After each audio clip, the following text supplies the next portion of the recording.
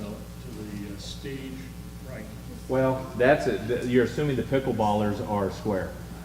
It's center. The pickleballers or the? All right. I get.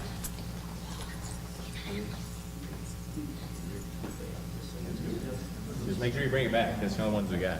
Okay.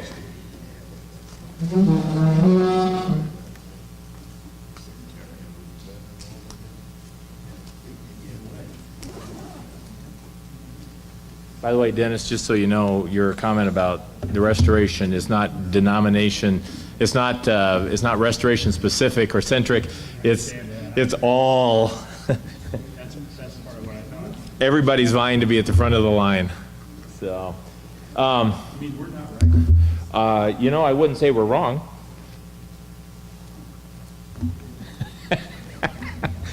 See, I'm just doing a little lawyer thing on you there. See.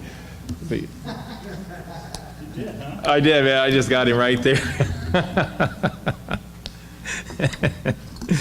All right. So some of the things we have going on, it's very interesting. Thank you, young man. Is in the world today. You know, as we talk about and as we're trying to understand the faith and the power, and that's two things: faith and the power of God, and how in control He is, and how, frankly, you know, to Dennis' point, how out of control really we are because we don't understand what that is. And I was reading an interesting set of articles. You know, I've tried to watch world news, and I'm not so concerned about what happens locally because of cats and trees. But what I look at, though, are those things that what could affect us globally. And if you're not aware, some things took place last week with NATO that I thought was kind of interesting, and they've decided to increase defense spending finally. You know, the United States, if you don't know this, whether you agree with NATO or not, but the point is for years, there's been one country that's been frankly supporting all NATO activities, and you're setting on the soil of that country that's done that. Now, through some things, and I'll get to my point here in just a second, through some things that have happened, some other countries now are beginning to increase their spending. The goal is that each country should at least spend on their defense into NATO about 2.6% of their GDP. So that's just kind of a metric that they set. If you're given that kind of money, then that will help NATO. And of course, we understand what NATO's original purpose is, whether it's fulfilling that or not. Now, the reason they're doing that is there's two reasons right now that they're doing that. That finally some of the other countries are coming on. There's an increased suspicion about Russia. And so what's happening now, not that we're not to spend money on defense spending. I want to make sure we understand that scripturally, you know, we have to defend ourselves, okay? This is not what that's about. But here's what's happening. When we see some of the smaller countries now that are agreeing, now whether they actually spend, but they are agreeing, their leaders, their kings are saying, we will spend or commit up to 2.6 of GDP in defense spending for NATO. Countries that would never generally participate to a level like Germany, Angela Merkel just came on board agreeing, and she cited the reason being is because of Russia and the aggressive stance that Russia is taking on many things. You know, they're within, I mean, there's a lot of studies about other small countries, what I call the stand countries that they could take over in very short order. In addition, they're a major arms supplier to those that would not be considered friendly to us. So we have other countries now that are seeing a threat.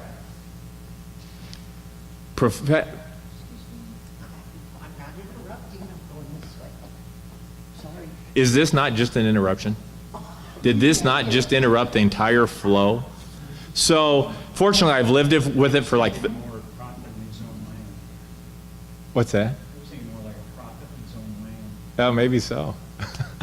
So anyway, what happens here is we're seeing now prophetically, whether it happens tomorrow or 100 years from tomorrow, is the setup of Armageddon.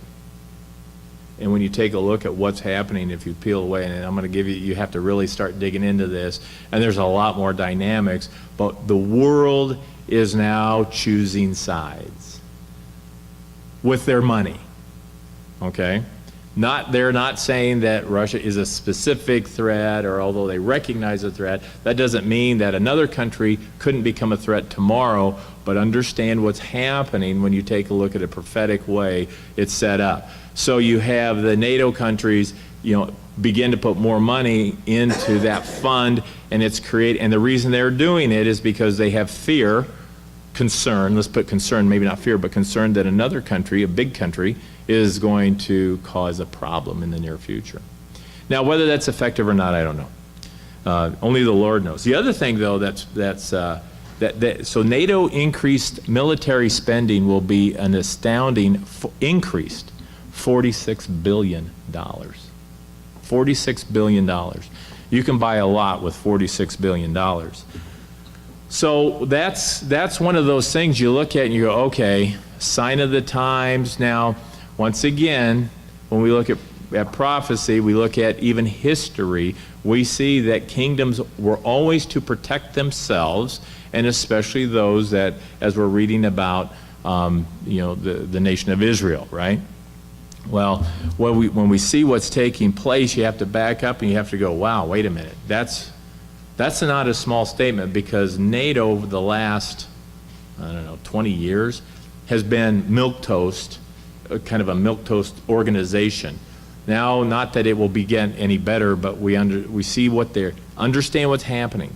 The presidents or those elective officials, which scripturally are kings, are making statements for their country.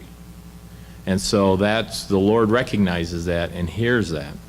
And so when we look at that, what is the impact? Well, we see the impact then becomes how does the rest of the nation? So it's like if you were to build a fence, you have a neighbor you don't really like, and you build a 6-foot-high fence. He or she is upset with you, so he's going to build an 8-foot fence. Next thing you know, you see what's happening. It's going to escalate into a problem. Remember last week I was telling you about the attack on the Temple Mount? Anybody follow that since then? What's happened? Well, they put sensors up, metal detectors up. Now, doesn't that seem to be the most logical thing? We're used to metal detectors, right? Everywhere we go, there's a metal detector almost. You public buildings and things like that. So now the Israeli government put metal detectors up. Now, Christians and Jews have always had to go through a metal detector to get to the Temple Mount. So they put these more metal detectors up. Now they're requiring everybody to go through. Guess who's upset with that? Yeah, the Muslims are upset. What'd you say, Roberto? And the Palestinians. They're going, and by the way, the Arabs are going, wait a minute, that's crazy. So the governments are saying, you got to take those down. That's not right. Now I'm sitting here thinking, if I was the president or the leader of a country, and I know that the Temple Mount is a place that draws the innocent people, why would you not want to protect your countrymen and the countrymen of others? Because so many of them have no skin in the game, they have no dog in the fight, to where they are going there for strictly a religious purpose, to worship in a way that they believe is what they want to do. And you have the governments going, the crazy governments are going, hey. They can't? No, they can't. They can't. You see, you got to understand the Temple Mount, what it's about. It's in Israel, but it is actually the Palestinians have custodial control over it. So yeah, it's in the country, but it's like a trade-free zone, if you know what a trade-free zone in the United States. What? Jordan has the control.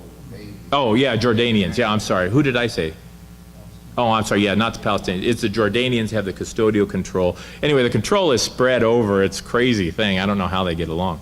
But the point is then, so you start to see what's happening. Increase in spending, and then we have the spiritual side of it, which the Temple Mount is a spiritual monument, right? And you have that spiritual monument, and will people die for a spiritual or a structure they believe to be spiritual? Absolutely. Absolutely. There are zealots all over the world that would perish because of their belief in a spot, a place, or a piece of rock. Well, same thing, rock, building. So, Janice? The Arabs want to take them down unless they want to plan something themselves. You know, it's hard to tell. There's a dozen political motivations out there, and that's really what it is. I understand now, any country that owns the Temple Mount can claim, supposedly can claim by lineage, and when I say own, has total control, can claim by lineage then to have kind of rights to the property all along there, and to make decisions. And that's why it's such a heated piece of land. Incredibly heated. Responsibility to protect the good people going into worship. What was the first part of the question? We have or they have a responsibility to protect the good people who are just coming into worship. Oh, there, no doubt. Absolutely no doubt. But not everybody sees it. We value human life. I mean, most of the time we value human life, and not everybody sees it that way. Not everybody sees it that way. So it's and the reason we talk about these things is because as we look at what's happening in the world, you know, we're supposed to be aware of what's taking place versus kind of get caught up in our own little positioning for the first row, right? And that's what, you know, you're, as I was, and I didn't listen 100%, I acknowledge that sin because I was handing out bulletins. But to your point, what you're saying is absolutely right on. You know, what is the call? So that's why we're studying about the attributes of God to understand what the true call is. If we understand who God is, truly who God is, not who we want him to be, then we're going to be better off. Bruce Riley? Well, I don't know why the Temple Mount is so important. Jesus wasn't of the sons of Aaron. He wasn't of Mount Inez. His ministry took place on the western border of that. There were 9 attempts on Jesus' life. Okay. Within that complex, on the part of the priesthood, and not only at his life, but he endured insults and the despising. But towards the end, he was so terrible that he took his ministry over on the east side of the Jordan. Everything about the Temple Mount has been anti-Christ. Well, that's a great point. That is a perfect point. Dennis? You have to look at two ways. One, it's a religious symbol to both sides, but fundamentally it's political. And, Very much so. Muslims, Palestinians, wherever they are, they don't want the Israelis to exercise any control over anything. That's right. Because they deny even their existence. That's a perfect. So this could be Yep. this could be in a garbage dump Yeah. in Israel. Yeah. And if the Jordanians or whoever said they controlled it, the Israelis tried to do something, they would throw a fit over that. Absolutely. And that's exactly right. So it's a powers and principalities textbook perfect thing, right? It's exactly what it is, you know. So, but I want to take us into class and to do some scriptures because this will relate to what we're seeing. So, is the Lord, let's ask kind of a baseline question as we're studying about who he is and about those leaders that understand who he is. Is the Lord concerned about the temples and the buildings and things like that? No. What's he concerned about? What's the Lord concerned? Okay. How do you know that? How do you know that? Because Christ said it, things are important. It's just the whole spiritual Okay. journey that we are all on, and we can go back to our Father. Okay. So things like that don't matter to him. Okay. Well, Paul tells us where the new temple is. Yeah. It's us. It's us. So yeah, we've danced around. There's a very short answer to what we've talked about. Christ died for that. He didn't die for a building. He didn't die for a hunk of land. He died for you and for me, right? So that's how we know the spiritualness of it. So I want to take you into Ether now. That's in the Book of Mormon, Ether 5. And we're going to look up some scriptures this morning. And this is, we're talking about, like I said, and I'm kind of hanging around the faith and the power of God as an attribute, because I want to understand when we say, does God have faith? Well, what would God have faith in? Well, he has faith in himself, obviously. But he also has the power, and there's some things, though, that we see as we're to become those children of men. So when you get to Ether 5 in your Book of Mormon, and verse 13, who'd read it out for me this morning? Who'd read it this morning? Dennis? For if there be no faith among the children of men, God can do no miracle among them. Now, Wherefore, go ahead. he showed not himself until after their faith. Okay, I apologize for interrupting you because I wanted to stop you right there. So, if there be no faith among the children of men, God can do no miracle among them. To your point, because you're talking about the centurion this morning, did the centurion have faith? Blind faith, right? I mean, so, but I see, you see, which is interesting, because when it says that God can do no miracle among them, has faith ever left the earth?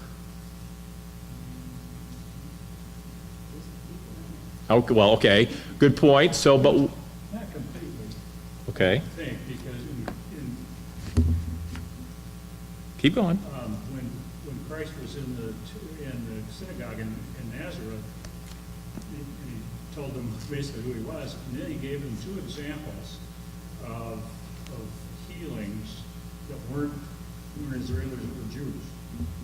They were Gentiles. Mm-hmm. And the reason they were Gentiles at that time, there were two different periods, is because the people of Israel had lost faith. That's right. That's right. Those two apparently not. Yes. And the people have lost faith, but faith has always been present on the earth, usually in another group of people. We see that even if we look at the Book of Mormon. We know that as the Nephites and Lamanites fought in the last battle, it talks about the faith of men had left them, not left the earth, but left them, and they were subject to themselves. Bruce, did you have your hand up? Jesus asked these people, who do men say that I am? Peter, speaking to the disciples, said, thou art Christ, the Son of the living God. That's right. And Jesus said, flesh and blood have not made this known to you, but my Father in heaven. So this, for him, the only way that he could have recognized Christ was who he was by the Holy Spirit. That's right. The Holy Spirit manifested itself to him, right? Yes. And that's such an important part of faith. What's that, Jack? That's the only thing, the way God has revealed himself since Christ left the earth. And even a little bit before, I would challenge that even before. Work with him, man had to recognize that through their obedience. That's right. After Christ left the earth. That's exactly right. So let's go to I'm sorry, Terry, please. The brother of Jared. Yep. That's a perfect example. Saw things. Yeah. So he was exercising faith in something totally different. Well, and to that point, and we could run with it. I love the story to Brother Jared, because you have to understand the level of faith. He had this much faith to see a finger. And it was by seeing the finger, his faith then became what? Absolute. Became knowledge, right? Absolutely. It became, which is, faith absolute is knowledge. Really. So, Bruce? I was just going to mention that the attached to that finger was this spiritual arm Mm-hmm. in the body of somebody that was in the spirit that would reach you down from the spirit world, and all that could be seen was the finger, that spiritual man. Good point. So, to that point, let's go to Hebrews 10.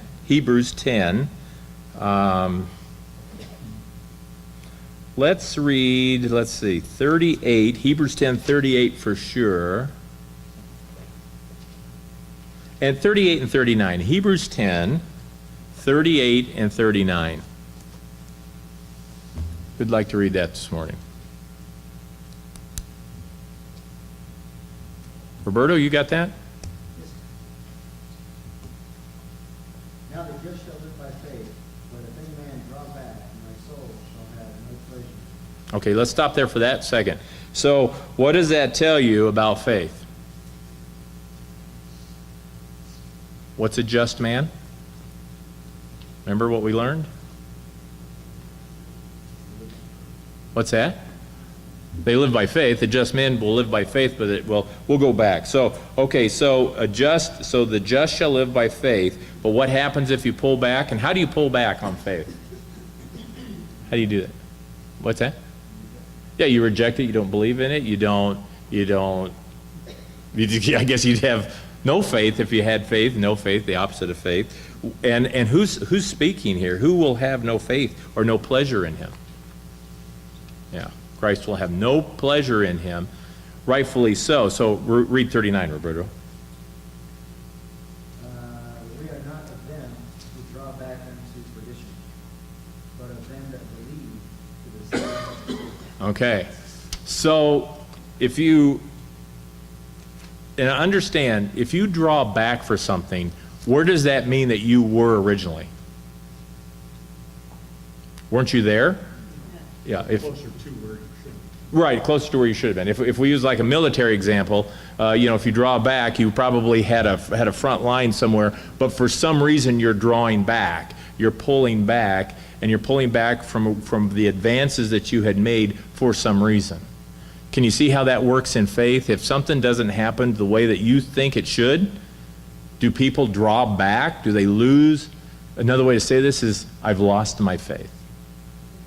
Not 100% of the time, but it can happen. It can happen. There are, because we don't understand who God is, it's easy for us to lose faith if he doesn't perform to the levels that we think he should. Happens all the time. Many times, we pray, and then we don't give God time enough to even answer those prayers, and to me, that's not exercising faith. We don't listen. That's it. Yeah, we don't listen. And what the Lord is trying to do, because if the Lord is faith, then we must have to have faith. So I want to, and I've been tying this into the endowment, which I think is very important, the book, The Endowment, because some of the things that Earl Curry was able to see through his time, through prayer, meditation, and faith while he was in the temple in Kirtland, while he's working up there, just really resonates with what we're doing. So it's page 5 of the endowment, which means nothing, but it says, how may we prepare ourselves for the time of the endowment? By the way, the endowment is for everybody, just so we know. So it says, boy, it goes on to a lot. Hang on. It says, we must enter in through inspired study, through spiritual experiences of revelation, both the near and far, possibilities of your Heavenly Father's special blessing. And it says, if you have no apprehending vision concerning these things, you will not even try and seek comprehension or understanding. And it goes on to say, you need to be aware of the signs of the times and of the needs of both for yourselves and for the world, for much more of the heavenly light to shine upon you than is ordinarily yours. Now let's stop and ponder that. You ought to be strongly motivated. You ought to be aware of the signs of the times and of the needs of both of yourselves and of the world, for much more the heavenly light to shine upon you than is ordinarily yours. Now, if you think about that, that is faith. You don't agree with that, Jack? Yeah. Oh, okay. But the thing is, what he's saying, we are failing to go to him because Christ has advised us So, to go to him, and he'll let you know everything that needs to be known. very good, because as he put this on a T-ball, if you know what that is, T-balled this up for the next part I was going to read. You must have and make use of mighty prayer, remembering that the Lord desires to reason together and to bestow communion rather than you just have a listening ear. And that's how we ended the class last time. Now, what would you rather have? I mean, how many of us, when we think about who the Lord is, so when we look at great leaders like religious leaders at some point, Saul, David, I consider Paul, the apostle, a great spiritual leader. Do you think that there were just prayers to the Lord? Lord, I've done this, and I need a little help, need a little kicker going? Or do you believe that there was something that we've missed all along in understanding who God is, that He wants to reason with us and commune with us? That's the question. Terry? My mentality is that in order to get the endowment, you have to be righteous, you have to see Christ. Okay, that's a fair statement. Yeah. Yeah, that's probably a fair statement. So it's about, when the Kirkland endowment took place, they changed it because a lot of the elders didn't experience it. Yeah. Some of them did. It was because the ones that did were righteous enough to have the experience of the endowment. That is true. That is true. So it's about perfecting ourselves. Jesus tells us this very clearly. He's talking to when he's talking to the disciples, when it's gone, that by living the commandments, you will live, you will see me. Mm-hmm. Mm-hmm. This is really clear stuff. This is what we have to do. We have to live by the law. Okay. And when we live by the law, we set ourselves up to be able to enjoy it. Okay. That's true. And it's a process, just so we know, it's a process because we're in a preparatory, probationary state. If you make a commitment today, this afternoon, you more than likely will not have arrived, just so we know. Because we do believe, and there are times that people, and we will have the rush of the Holy Spirit when it rests upon you in times, and then when Monday rolls around and it's not with you anymore, it can be somewhat of a challenge. Now, let's see, I'm sorry, Dennis, and then I think Joe. Or Joe, then Dennis. Joe has seniority. I am convinced that we today, who walk this earth, have to experience some things that are bad, or we are never going to have the faith in God that we need.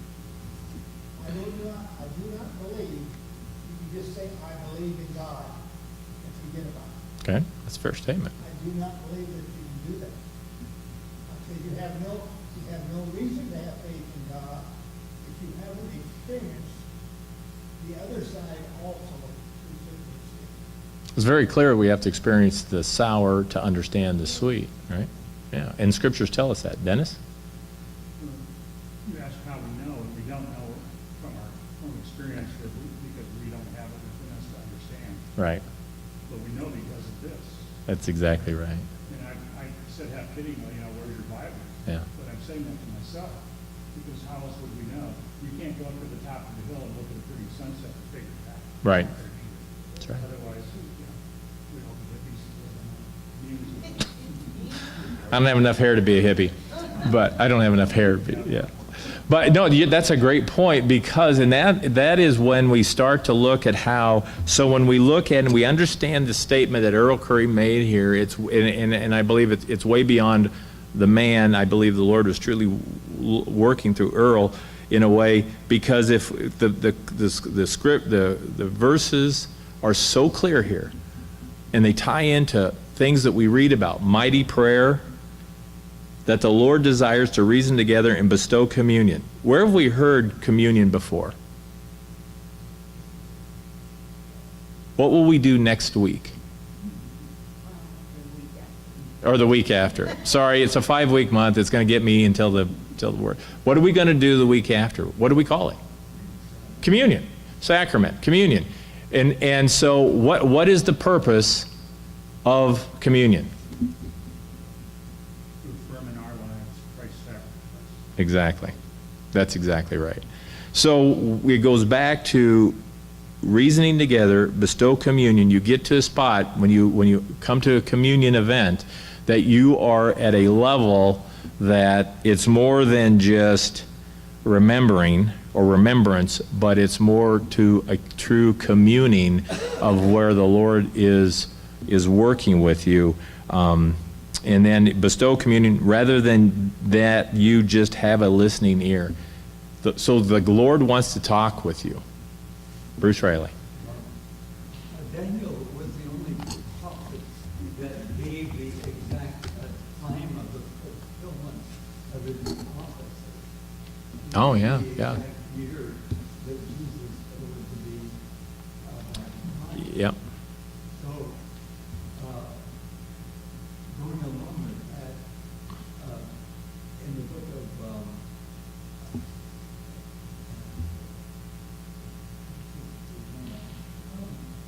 he spoke about the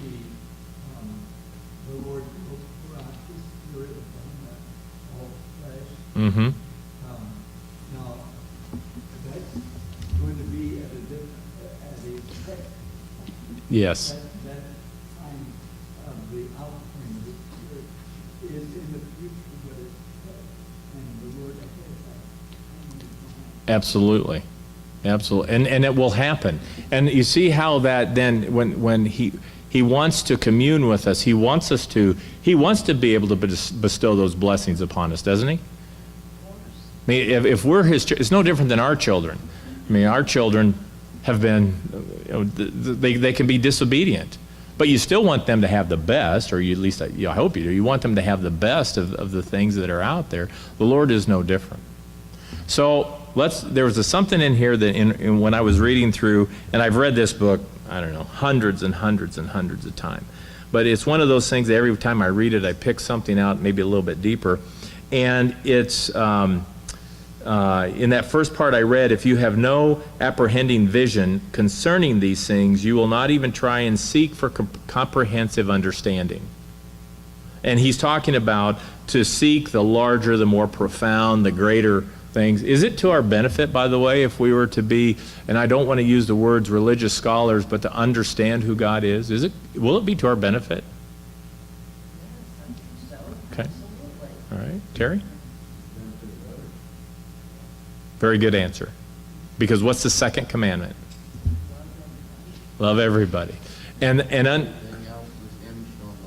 That's right. And see, so Terry brought the answer together because that's what it is. The more you understand who God is, and the more you commune with him and you talk back and forth, the more that you can help others. So I want to go into Proverbs. We have a few minutes left. We're going to set the stage for next week. So Proverbs 29:18. Proverbs 29:18. And I think this is very important. So when we get to Proverbs 29:18, who'd read it for me? Oliver. There is no vision, people perish, but he that keepeth the law, happy is he. Okay. So when it says where there is no vision, what does that really mean? I can't see because it's a cloudy day, or what does that mean if the people have no vision? They don't have a goal statement. You haven't written your affirmations for the day. What does that mean? They don't have at least some minimal understanding or appreciation of who Christ is. Okay. So, as an example, what do you usually ask us when you are in charge or with a person? Why are you here? And I know the answer. I found the answer. You found the answer. And? Glorify God and be with him forever. Absolutely. That is a vision. That is the vision. Where the people have no vision, if you don't have a vision, what are you doing in life? Well, you're just wandering. You're bumping. I like that. Bumping into doors, going in circles. You're wandering and you have no focus. When we have people ask, I don't know why I'm here. Why am I here? Well, you know why you're here.